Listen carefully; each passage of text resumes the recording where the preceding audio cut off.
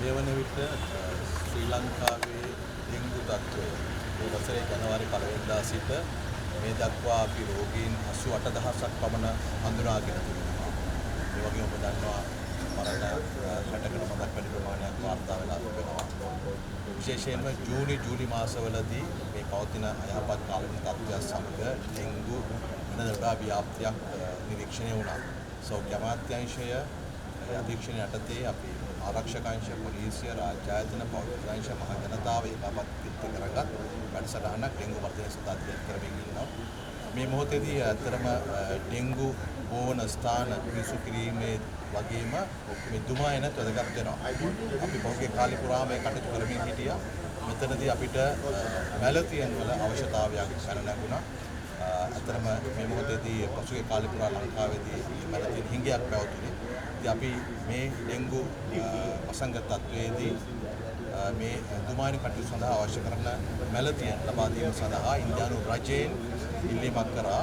එල්ලීමට ක්ෂණික ප්‍රචාරයක් දක්වපු ඉන්දියානු රජයේ ඉන්දියානු මහා කොන්සල්ස් කාර්යාලය හරහා මේ වන විට දින කිහිපයක් ඇතුළතදී අපිට මැලතියන් ලීටර් 500ක් ලබා දීලා තිබෙනවා.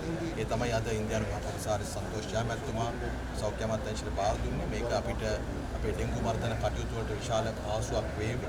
අපි සාමාන්‍ය ධූමකරණයට භාවිත කරන රසායනික ද්‍රව්‍යයට අමතරව විශේෂයෙන් අපේ මහජන සෞඛ්‍ය පරීක්ෂකවරුන් ඉල්ලීමක් පැවතුණා මේ මැලතියන් ලබා දෙන්න කියන එක. ඒ අනුව තමයි අපි මේ කටයුතු වලට මැදිහත් වුනේ. මේ අවස්ථාවේ කවදත් අපිට මේ වගේ ස්වභාවික ආපදාවක් හෝ ඕනෑම අර්බුදකාරී අවස්ථාවකදී අපේ ළඟම ඉන්න මිතුරා අපේ අසල්වැසියා හැටියට ඉන්දියානු රජය අපිට අවශ්‍ය කරන උදව් උපකාර ආධාරය ලබා දෙනවා. මෙයත් එවැනි අවස්ථාවක් හදිසිය පැන්නකොට තත්වයකදී හදිසි ඉල්ලීමක් කරා. ඒකට ඉහළ ප්‍රචාර දක්වනවා. ඉතින් ඒ වෙනුවෙන් ඉන්දියානු රජයට ඉන්දියානු අග්‍රාමාත්‍ය නරේන්ද්‍ර මෝදි මහත්මයාට ඉන්දියානු ජනතාවට සහ විශේෂයෙන් මේක සම්බන්ධීකරණය කරපු ඉන්දියානු මහා කොමසාරි සන්තෝෂ් ජයමැතිතුමාට අපේ ස්තුතිය පිරිනමනවා ශ්‍රී ලංකාවේ ජනතාව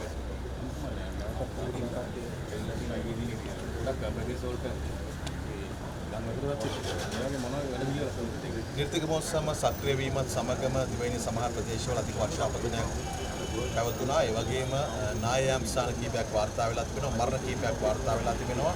ඊයේ සිටම අපේ ආපදා කළමනාකරණ ඒකකය මැදිහත් වෙලා ආරක්ෂක අංශවල සහාය සහිතව පොලිසිය සහාය සහිතව මේ මුදා ගැනීමේ කටයුතු කරනවා. දැන්ටමත් ආරක්ෂිත ස්ථාන ගොඩනගලා පවතින්නේ. අපි බලාපොරොත්තු වෙන්නේ ජීවිත හානි අවම කර ගැනීම සඳහා මේ අවදානම් සත්‍ය ස්ථානවලින් ජනතාව හැකි පමණ ඉවත් කිරීම, ඉවත් කරලා සුරක්ෂිත මධ්‍යස්ථාන රඳවා ගන්න ජනතාවට අවශ්‍ය කරන ආහාර, සෞඛ්‍ය පහසුකම් සියලු පහසුකම් ලබා දීම රජය කටයුතු කරනවා. දැන්ටමත් අපේ දිස්ත්‍රික් ලේකම්වරු සහ රාජ්‍ය ලේකම්වරු මේ කටයුතු සම්බන්ධීකරණය කරගෙන යනවා. එනිසා මේ වැසි සහ නායම් තත්ත්වයේදී පුළුවන් තරම් අපි බලන්නේ ජනතාවගේ ජීවිත ආරක්ෂා කරගනිමින් මේ තත්ත්වය පහ වෙන තෙක් ඔවුන් සුරක්ෂිත මධ්‍යස්ථාන රඳවාගෙන කටයුතු කිරීම. ඒ වගේම අපි ජනතාවට කියනවා කලමුද දෙපාර්තමේන්තුවෙන් නිරන්තරයෙන් නිකුත් කරන කාලගුණ අවධානාත්මක තොරතුරු පිළිබඳ අවධානයෙන් ඉන්න. සමහර තැන්වල අපිට ජලාශවල වාහන විවෘතකම් සිදු වෙනවා. ඒ සම්බන්ධයෙන් වාරි මාර්ග දෙපාර්තමේන්තුව සහ අදාළ ආයතන කලින් දැනුම් දීම කරනවා.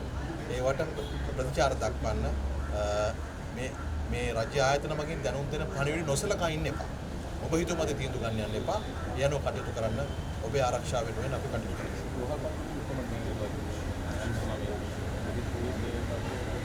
මේ ආපදා තත්ත්වයේ ඕනෑම ආපදා තත්ත්වයකට මුහුණ සඳහා අවශ්‍ය කරන රෝහල් පද්ධතිය සහ අපේ ප්‍රාදේශීය සෞඛ්‍ය සේවා අධ්‍යක්ෂකවරු ඒක සූදානම් වෙලා ඉන්නේ.